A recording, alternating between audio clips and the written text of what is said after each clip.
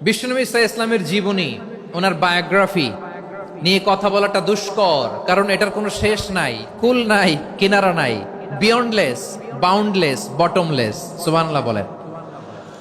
কারণ তিনি তো এমন নবী যিনি হ্যাঁ বললে এটা শরীয়তে হালাল হয়ে যায়। নবীর মুখ দিয়ে যদি বেরোয় হ্যাঁ, নাম, ইয়েস, তাহলে এটা হালাল, ঠিক কিনা বলেন?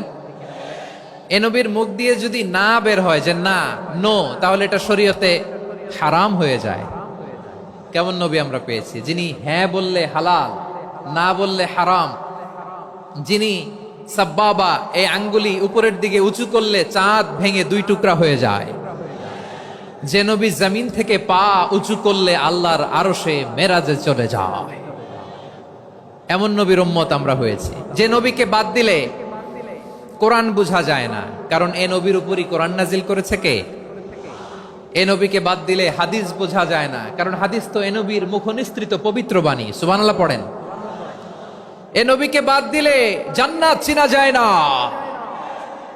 কারণ জান্নাত তিনি চাক্ষুষ দেখে এসে আমাদেরকে মেরাজ শেষে বর্ণনা করে শুনিয়েছেন। এ নবীকে বাদ দিলে জাহান্নাম চেনা যায় না, এ নবীকে বাদ দিলে আমার রবকে চেনা যায় না, ঠিক কিনা বলেন? তো বিশ্বনবীর পাঁচটি বৈশিষ্ট্যের কথা আল্লাহ তাআলা এ সূরাতে উল্লেখ করেছেন। আল্লাহ রাসূল সাল্লাল্লাহু আলাইহি ওয়াসাল্লাম যখন মক্কাতে দাওয়াত দিচ্ছিলেন, মক্কার কুরাইশরা নানাভাবে বিষ্ণু ঈসা ইসলামকে কষ্ট দিচ্ছিল, নানাভাবে ট্যাগিং করছিল, মিথ্যা অপবাদ দিচ্ছিল। কখনো কখনো তারা বিশ্বনবীকে বলছিল মিথ্যাবাদী, কাযযাব। কখনো বলছিল যে তুমি হচ্ছে জাদুকর, সাহের। কখনো বলেছে শায়ের, মুহাম্মদ তুমি কবি। কখনো বলেছে কাহেন, মুহাম্মদ তুমি গণক। এবং কখনো বলেছে মুহাম্মদ তুমি হচ্ছে মাজনুন, মানে পাগল। আওয়াজ করে সবাই পড়ুন নাউযু বিল্লাহি মিন যালিক। তাহলে বিশ্বনবীকে মৌলিকভাবে এই পাঁচটি অপবাদ দিয়েছে। আমার কলেজা টুকরা সিলেটের ভাইরা, বিশ্বনবীর ব্যাপারে মিথ্যা অপবাদ মৌলিকভাবে দিয়েছে কয়টি? পাঁচটি। বলেছে তুমি মিথ্যাবাদী, বলেছে তুমি গণক, তুমি কবি, তুমি পাগল, তুমি জাদুকর। বিশ্বনবীকে যে এই পাঁচটি অপবাদ দেয়া হলো, আল্লাহ তাআলা এটা সহ্য করেননি। এই পাঁচটি অপবাদের বিপরীতে আল্লাহ তাআলা বিশ্বনবীর পাঁচটি চমৎকার বৈশিষ্ট্য উল্লেখ করে সূরাতুল আহজাবের দুইটি আয়াত নাজিল করেছেন। আওয়াজ করে পড়েন আল্লাহু আকবার। পাঁচটি চমৎকার বৈশিষ্ট্য সূরাতুল আহজাবের ভেতরে রব্বুল আলামিন উল্লেখ করে আমাদেরকে জানিয়ে দিচ্ছেন, ইয়া আইয়ুহান নাবিয়্যু ইন্না আরসালনাকা শাহিদান ওয়া মুবাশশিরান ওয়া নাযীরা ওয়া দাঈয়ান ইলাল্লাহি বিইذনিহি ওয়া সিরাজাম মুনীরা। পড়েন আল্লাহু আকবার। রব্বুল আলামিন ডেকে বলেন, ও নবী, নিশ্চয় আমি আপনাকে সাক্ষ্যদাতা রূপে প্রেরণ করেছি, সুসংবাদদাতা রূপে প্রেরণ করেছি, সতর্ককারী রূপে প্রেরণ করেছি, আল্লাহর দিকে আহ্বানকারী রূপে প্রেরণ করেছি, আর আলো দানকারী চেরাগ রূপে, প্রদীপ রূপে প্রেরণ করেছি। পড়েন সুবহানাল্লাহ। পাঁচটা বৈশিষ্ট্য। এক নম্বরে আল্লাহ তাআলা বললেন, হে নবী, নিশ্চয় আমি আপনাকে সাক্ষ্যদাতা হিসেবে প্রেরণ করেছি। সাক্ষ্যদাতা, বিষ্ণু ঈসা ইসলাম সাক্ষ্য দিবেন, এজন্য শাহিদ। শাহিদ মানে সাক্ষ্যদাতা। আওয়াজ করে বলুন, শাহিদ মানে কি? তিনি সাক্ষ্য দিবেন। মুবাশশির, দুই নাম্বার বৈশিষ্ট্য হচ্ছে তিনি মুবাশশির। মুবাশশিরুম বিরাহমাতিল্লাহি ওয়া বিল জান্নাহ। তিনি আল্লাহর রহমতের সুসংবাদ দেন, তিনি আল্লাহর জান্নাতের সুসংবাদ দেন। সুবহানাল্লাহ পড়েন। তিন নাম্বার বৈশিষ্ট্য হচ্ছে নাযীর, তিনি সতর্ককারী, ওয়ার্নার।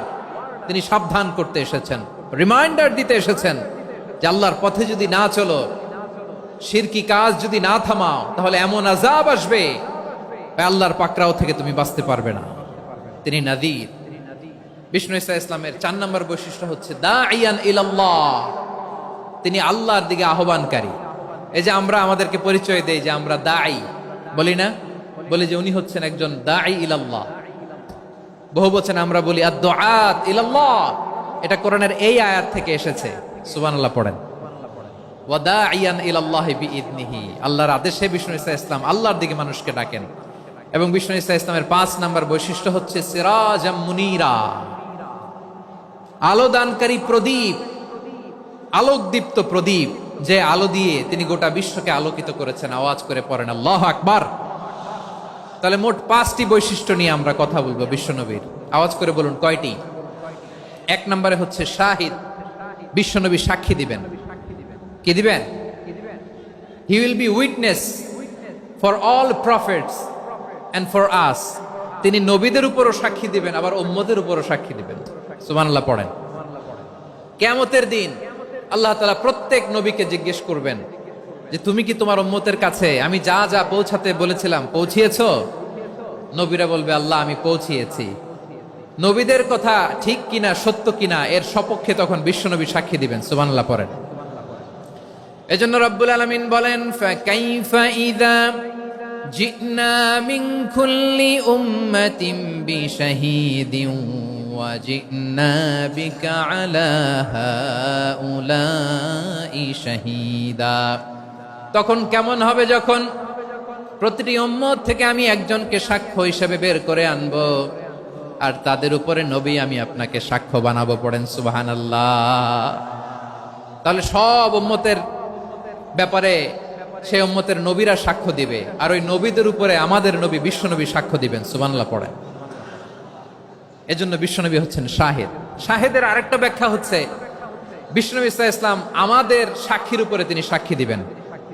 তিনি নবীদেরও সাক্ষী, আবার আমাদের উপর উম্মতের উপরও সাক্ষী। সুবহানাল্লাহ পড়েন। রব্বুল আলামিন বলেন وَكَذَلِكَ جَعَلْنَاكُمْ أُمَّةً وَسَطًا لِتَكُونُوا شُهَدَاءَ عَلَى النَّاسِ وَيَكُونَ الرَّسُولُ عَلَيْكُمْ شَهِيدًا। আর অনুরূপভাবে আমি তোমাদেরকে মধ্যমপন্থী উম্মত হিসেবে তৈরি করেছি, প্রেরণ করেছি। ব্যালেন্সড উম্মাহ, মধ্যমপন্থী উম্মাহ হিসেবে প্রেরণ করেছি, যাতে করে তোমরা সবার উপরে সাক্ষ্য দিতে পারো, আর যাতে তোমাদের নবী হতে পারে তোমাদের উপরে সাক্ষ্যদাতা। পড়েন সুবহানাল্লাহ।